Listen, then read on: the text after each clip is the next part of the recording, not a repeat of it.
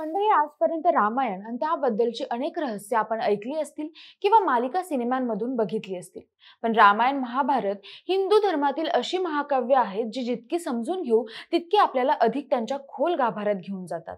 रामायण म्हटलं की सर्वसाधारणपणे आपल्या नजरेसमोर येतो मर्यादा पुरुषोत्तम श्रीरामांचा आदर्श, रावणाचे राक्षसी राज्य आणि दोघांतलं एक दिव्य युद्ध. पण या सगळ्यांच्या मागे अजून एक जग आहे.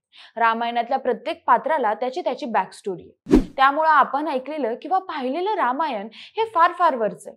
या महाकाव्याच्या खोल खोल गाभाऱ्यात अजून कित्येक अशा गोष्टी लपलेल्या आहेत ज्या फारच कमी लोकांना माहितीये, आणि त्यापैकीच काही गोष्टी आज आपण जाणून घेणार आहोत. नमस्कार, मी काजल भालेराव आणि तुम्ही बघताय विषय.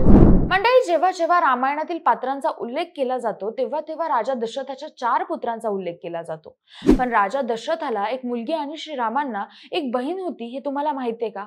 मंडळी, श्रीराम, लक्ष्मण, भरत आणि शत्रुघ्न यांना एक मोठी बहीण देखील होती. वाल्मिकी रामायणातील बालकांडमध्ये तिचा उल्लेख आहे. विष्णू पुराणात तिला राजा दशरथ आणि राणी कौशल्या यांची कन्या म्हटलेलं आहे. राजा दशरथ आणि कौशल्या यांना प्रभू श्रीरामांच्या आधीही एक कन्या होती आणि तिचं नाव होतं शांतादेवी.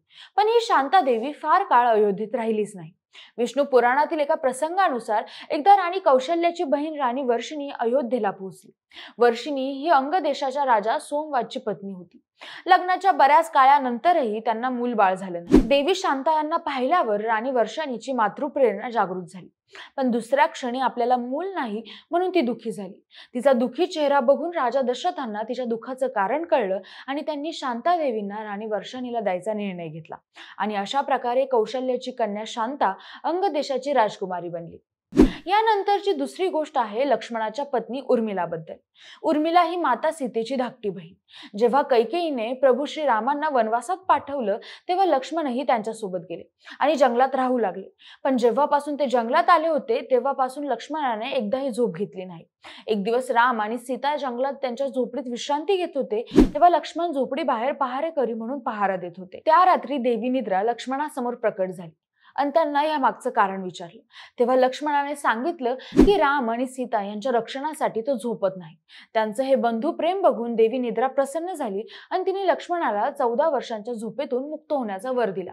पण त्यातही एक अट होती. 14 वर्ष लक्ष्मणाऐवजी दुसऱ्या कुणाला तरी झोपावं लागणार होतं.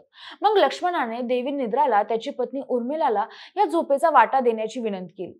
असं म्हटलं जातं की निद्रा देवीच्या या वरदानामुळे उर्मिला 14 वर्ष झोपून राहिली आणि लक्ष्मण जागे राहिले. त्यानंतरची तिसरी गोष्ट आहे लक्ष्मणाच्या मृत्यूची.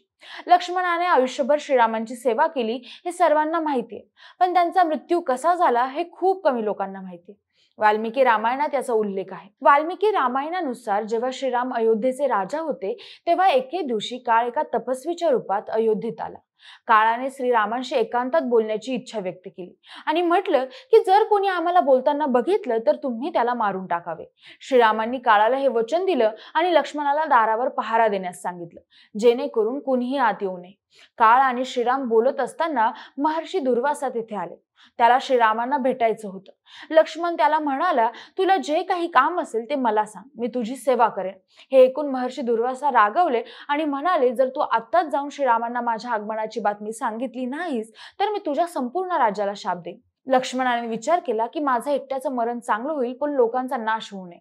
असा विचार करून लक्ष्मण गेला आणि दुर्वासा मुनींच्या आगमनाची माहिती श्रीरामांना दिली. महर्षी दुर्वासांची इच्छा पूर्ण केल्यानंतर श्रीरामांना त्यांचं वचन आठवलं.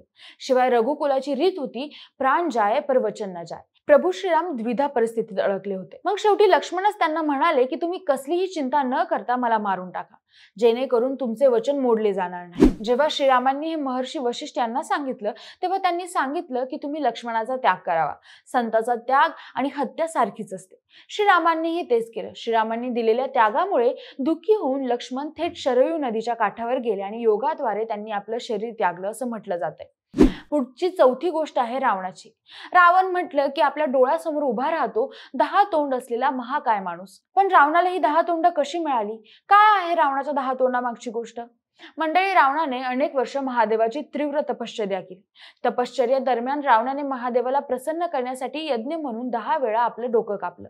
प्रत्येक वेळी जेव्हा त्यानं आपलं डोकं कापलं तेव्हा त्याच्या धडात एक नवीन डोकं स्थापित केलं गेलं, ज्यातून त्याने आपली तपश्चर्या पूर्ण केली. आणि शेवटी भगवान शिवांनी त्याच्या तपश्चर्येवर प्रसन्न होऊन त्याला वरदान दिलं. रावणाने भगवान शिवाकडे अमरत्व मागितलं, जे भगवान शंकरांनी देण्यास नकार दिला, परंतु त्याला अमरत्वाचे दैवी अमृत दिले. या वरदानाचा अर्थ असा होता की जोपर्यंत रावण जिवंत आहे तोपर्यंत त्याचा पराभव होऊ शकत नाही. महादेवांनी त्याला अनेक दैवी शस्त्रे दिली आणि त्याच्या सर्व 10 तोडलेल्या मस्तकांसोबत अनेक प्रकारच्या चमत्कारांची शक्ती दिली.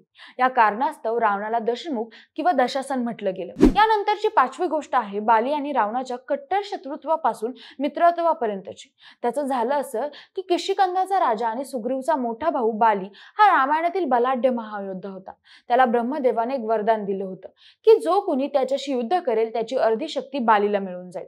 दरम्यान मला कुणीही हरवू शकत नाही असा अहंकार झालेला शक्तिशाली रावण एक दिवस बालीला ललकारण्यासाठी किष्किंधा नगरीत गेला. तेव्हा बाली पूजा करत होता.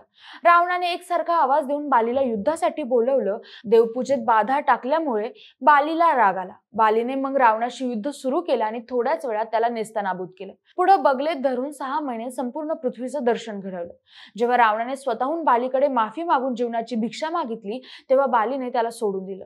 दरम्यान रावणाने तेव्हा बालीकडे मित्रत्वाचा प्रस्ताव ठेवला आणि तेव्हापासून बाली आणि रावण कट्टर दोस्त झाले. मंडळी, अजून अशा खूप साऱ्या इंटरेस्टिंग फॅक्ट्स रामायणात दडलेल्या आहेत. आता यापुढे आपण रामायणातील प्रत्येक पात्राची वेगळी गोष्ट जाणून घेणार आहोत. तुम्हाला हा एपिसोड कसा वाटला आम्हाला कमेंट करून नक्की सांगा. जर हा व्हिडिओ आवडला असेल तर लाईक आणि शेअर करा.